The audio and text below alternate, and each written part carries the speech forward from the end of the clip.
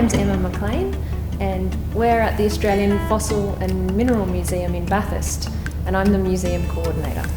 So this magnificent building was once the first public school in Bathurst.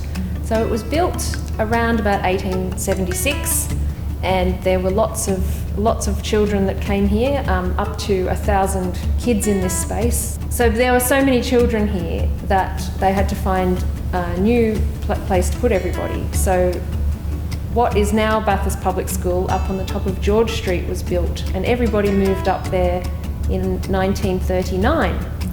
And this building kind of just became empty.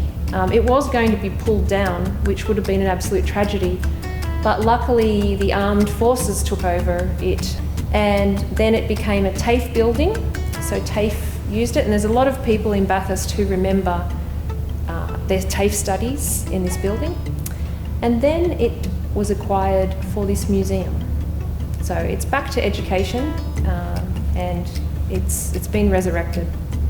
So what we're looking at in here, it's known as the Somerville Collection, and it's the work of a man called Warren Somerville. Now, Somerville collected fossils and minerals. It was probably around about 20 years ago he decided that he would like to gift his collection, or part of his collection, to the people of the Central West. Eventually he gifted the collection to the Australian Museum. So then the Bathurst Regional Council agreed to form a partnership with the Australian Museum, and then here we have this marvellous museum. That partnership continues to this day. This is a significant collection, and a lot of that is for the Australian content of the minerals. So there are specimens from Australia in this collection from mine sites that are no longer open. So that's pretty much it for being able to get a hold of any of those minerals from those sites. So they are considered significant cultural heritage items. Some of my favourite specimens, we have a lot of fish fossils here, really great fish fossils, and I love the evolution of fish, so anything to do with fish is definitely a favourite of mine. And we have a smilodon, so a big saber-toothed cat. It's a full skull. He has the most magnificent canine teeth and fantastic big carnassial shearing blades, which are the teeth that slice up the meat.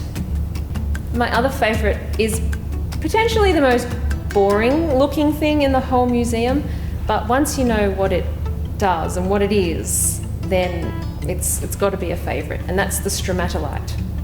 So stromatolites are fossilised cyanobacteria, and basically, in a nutshell, they are responsible for the oxidation of our planet. Without cyanobacteria, without these stromatolites, we wouldn't have atmospheric oxygen, and without atmospheric oxygen, we wouldn't have 2/3 of the mineral species that exist on this planet. So they are responsible for life as we know it.